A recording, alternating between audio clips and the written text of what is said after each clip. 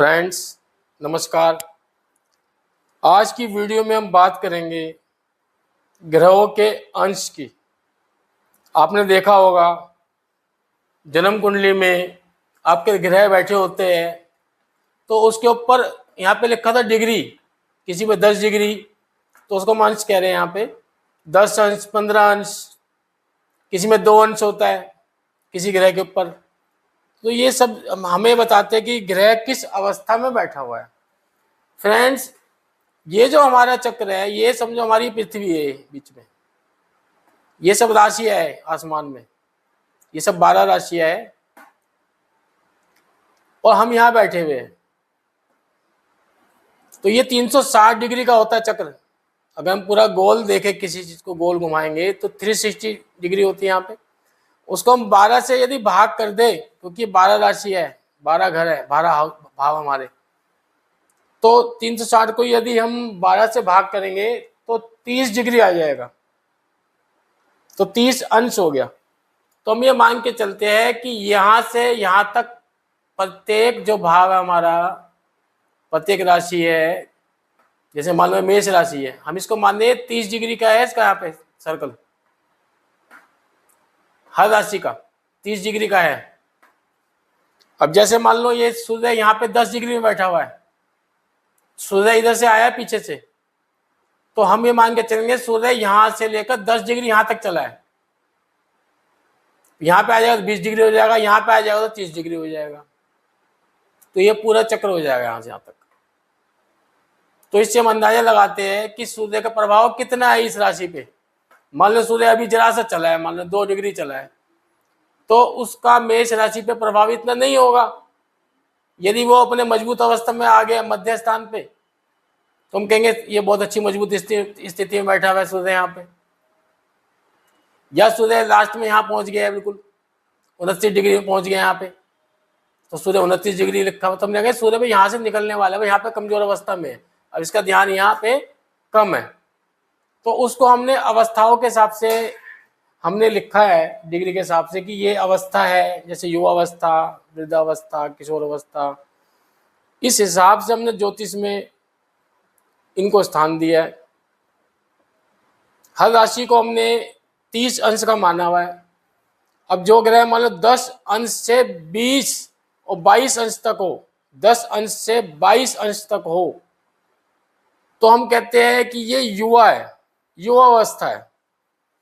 जैसे मान लो 10 से 22 के बीच में हमारा ये है बुध, जैसे मान लो अब ये 10 और 22 के बीच में है 15, तो हम कहेंगे यह बुध हमारा युवा अवस्था में बैठा हुआ है, युवा अवस्था होगी इसकी।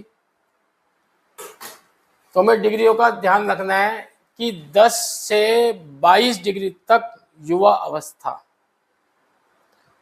और 3 डिग्री से 9 डिग्री तक किशोर अवस्था,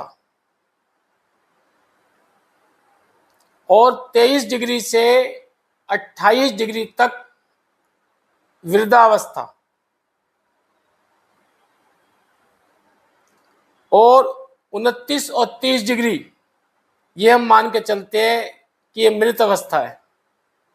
इसमें ग्रह की स्थिति बहुत कमजोर हो जाती है, तो इसको मृत अवस्था कहते हैं, उसका प्रभाव ना के बराबर। और 3 डिग्री से यदि कम है तो हम इसे शिशु अवस्था कहते हैं। फ्रेंड्स, मैं आपको एक बात और बता दूं कि जैसे मंगल है, मंगल यदि मेष राशि में बैठा हुआ है और वो 0 डिग्री का है, तब भी उसे आप कमजोर ना समझे कि इसकी डिग्री 0 है, क्योंकि वो वहां पे मूल त्रिकोण राशि में बैठा हुआ है। अब मैं आपको बाद में अगली क्लास में बताऊंगा कि जो ग्रहों की स्वराशि होती है, जैसे मान लो मंगल की मेष राशि और वृश्चिक राशि मंगल की स्वराशि है, मंगल इन राशियों का स्वामी है, और मंगल मेष राशि में मूल त्रिकोण अवस्था में होता है, मूल त्रिकोण राशि है मेष राशि, तो वहां पे वो 0 डिग्री का होने के बावजूद पावरफुल होता है। वो मैं अगली क्लास में डिस्कस करूंगा इस चीज को। फिलहाल मैं जितना आपको बता रहा हूं उतना आप समझो, उस चीज़ को समझने की कोशिश करो। धीरे धीरे और जो कॉन्सेप्ट आएगा उसको मैं क्लियर करता जाऊंगा। अब आगे चलते हैं।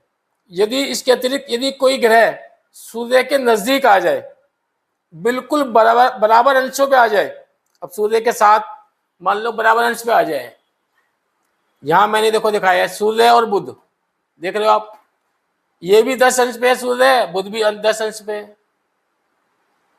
या कोई सूर्य के साथ दूसरा ग्रह भी होता, यदि बराबर अंश पे होता तो हम मानेंगे वो सूर्य से वो अस्त हो गया है। अब यहाँ पे बुध जो है पूर्ण अस्त हो गया। यहाँ पे यदि ये पूर्ण अस्त हो जाएगा तो इसका प्रभाव ना के बराबर खत्म, अस्थि हो गया जब पूर्ण रूपेण, तो ये क्या फल प्रदान करेगा, तो अस्त माना जाएगा फिर। और यदि 15 डिग्री पे अगर दूरी है, जैसे मान लो अब मैंने ये स्थिति दिखाई, ये 15 डिग्री दूरी है इनकी आपस में, इसे 20 डिग्री का है, ये 5 डिग्री का है, 15 डिग्री पर है। 15 डिग्री की यदि दूरी है तो ये बिल्कुल सेफ है, ये बिल्कुल 1% भी अस्त नहीं है सूर्य से, ये पूरी पावर में है। यहाँ पे बुध यहाँ युवावस्था में भी है, देखो 10 से 22 डिग्री के बीच मैंने बताया था कि युवावस्था है, युवावस्था में ये पूर्ण फल प्रदान करेगा, पूरा पावरफुल है। और यहाँ पे ये सूर्य से अस्त भी नहीं है।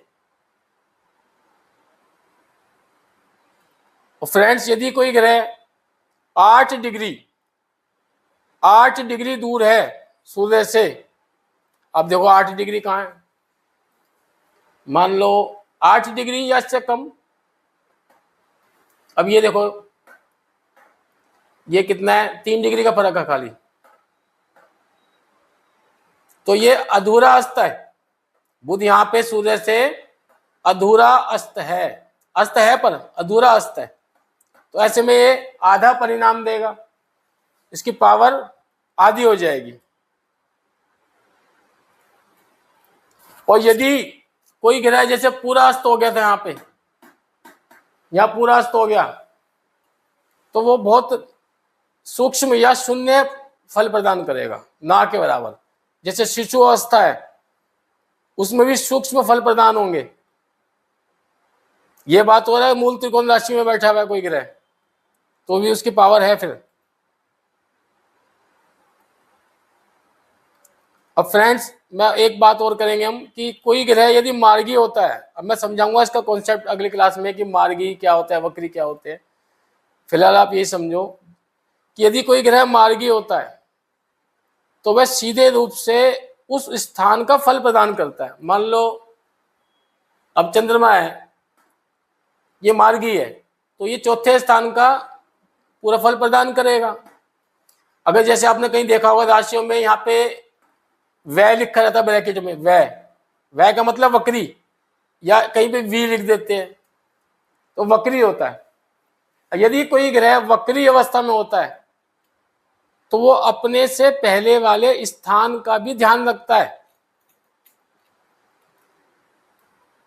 और ऐसा उल्टा चलने के कारण की वजह से उसकी एक सी रफ्तार नहीं रहती फल प्रदान करने की, उसके फलों में उतार चढ़ाव देखा जाएगा। यदि जैसे चंद्रमा यहाँ बैठा हुआ है, यहाँ तो ये मार्गी अवस्था में बैठा है, यहाँ पे तो हमने वह लिखा नहीं, वक्री लिखा ही नहीं है,